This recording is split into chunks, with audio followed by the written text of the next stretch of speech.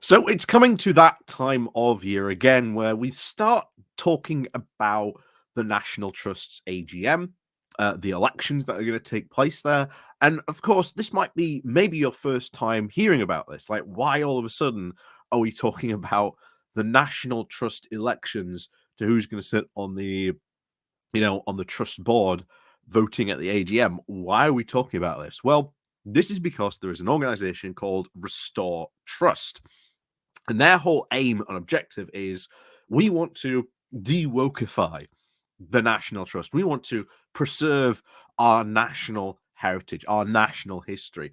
Meanwhile, of course, why they say that, but the reality is, if they did gain any sort of overall control of the National Trust Board or anything like that, you've got to remember that the National Trust is one of the UK's biggest landowners, owning thousands of hectares of countryside, owns thousands of farms, all types of stuff. If they get a majority on this, what we would see is a massive, massive sell-off of public land to private individuals. This could range from things like mining, selling off land for industrial use, etc. Trust me, you do not want these people running the National Trust. Now, what they are doing, as they always do, is they rely on what happened or what used to happen at our European Council elections, where we would send off MEPs to sort of go, do their job in Europe. UKIP focused on this, knowing full well that there was only a very, very small section of the public that really voted. So if you get a hardcore electorate that can turn out and vote, as UKIP did, then you can get a very reliable big percentage consistently, because most of the people that are able to vote in this AGM don't vote. So if you do know someone who is part of the National Trust, who does about to get their National Trust voting stuff for the AGM, please do make them aware. Do not get them to vote for these Restore Trust people. We're going to go down the list of who these Restore Trust candidates are. But one of the things we have to really pay attention to this time is that Nigel Farage is actually joining the fray this time. So this could potentially have somewhat of a big impact. Maybe this gets more people to vote for these Restore Trust lunatics.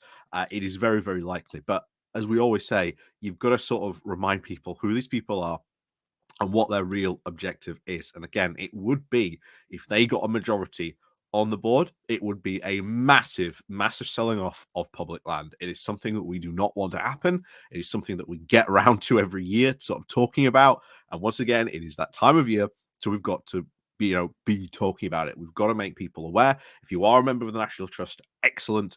Vote against these people. If you know someone who is a member of the National Trust, do please share this video with them, or make them aware of what Restore Trust is and who these individuals really are and what they would do to the National Trust if they ever, got power on the board. So before we do go into that, please do remember to share this video. This is very, very important, I think, information that everyone sort of needs to know. But remember, people who vote in the AGM, it's something like 80% of people who are members of National Trust don't actually vote. So once again, very, very low people actually turn out. But Restore Trust's entire thing is that they have a very motivated voting block that they constantly sort of go after every year to get them motivated, to get them voting. And of course, this is where they could end up with quite a sizable majority if people aren't made aware of their antics and who they really are. So, as always, before we go on to this, like I say, remember, hit the share button, hit the like button. The Patreon page is down below. Thank you very much to anyone who does help support the channel. There's the Buy Me Coffee link, the YouTube thank you button, and of course, there's the Pony Club down below as well. So let's crack on then into this. The Yorkshire Bylines, looking at who is on these who's on these, who's running this year. And the first one is, not surprisingly, a big friend of Nigel Farage, one Lady Violet Manners. So Manners is, of course, the eldest daughter of the UKIP supporter, the Duke of Rutland, and her family's estate, Belvoir Castle. This has hosted many fundraising events for the party. Farage has even dined as a guest at the castle, which boasts over 356 rooms, 16,000 acres of land, and manors. And the two sisters were, of course, described by the Tatler as the best loaders in the UK, referring to their skills at reloading guns with cartridges while hunting. Apart from Lady Manners, these other candidates do include Phil Metrics, who back in 2015 drew criticism from the environmentalists over allegations that the BirdLife charity over which he was the chair, the Hawk and Owl Trust, had got into bed with the grouse shooting industry. The blog Raptor Persecution UK suggests that pardon me, suggests that the charity's lost its president, Chris Palcom, as a result of a dispute along with many of the members. And then there is, of course, Lord Jonathan Simpson. He is the author, historian, former barrister, and retired senior judge, and proclaimed libertarian. And quite frankly, as I've always said in the past, anyone who comes out and tells you they are a libertarian, give them a wide berth. Libertarians are complete whack jobs, and especially this guy, pursuing what other stuff he's done in the past. But anyway, the last case he tried as a barrister was defending the Russian oligarch Roman Abramovich in the controversial Abramovich versus Berzov versus Abramovich case back in 2012, in which he reported to have earned at least the highest legal fee in British history. During which the pandemic, he was a very prominent critic of COVID lockdowns and provoked outrage by telling the BBC he didn't consider all lives to be of equal value. Well, gee, what a nice guy. Gee, do you really want someone like this to be on the board of the National Trust?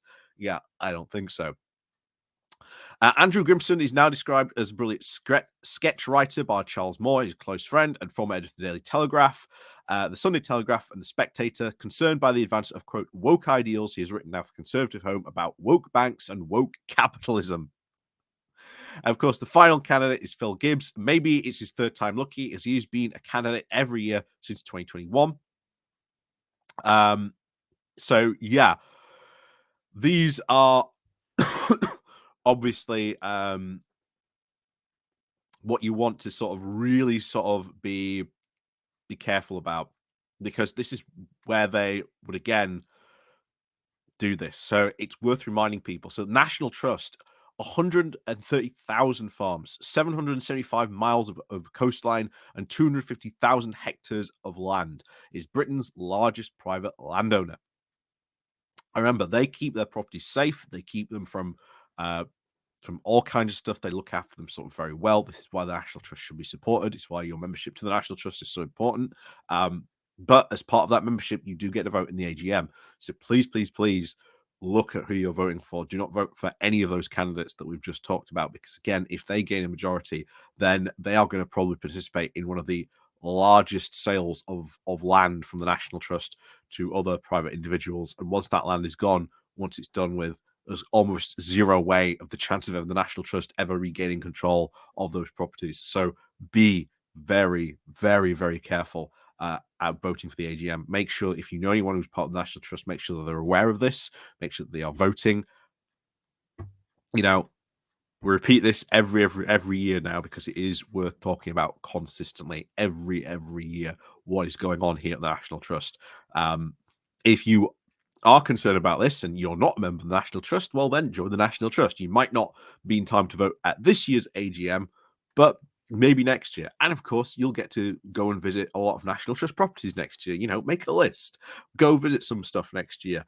Have a long weekend of doing it. But yeah, absolutely get out there and remind people about what's going on with these people and why Restore Trust should not be trusted at all with any custodialship of the National Trust. So, as always, thank you very much for watching. And of course, as always, we'll see you all next time.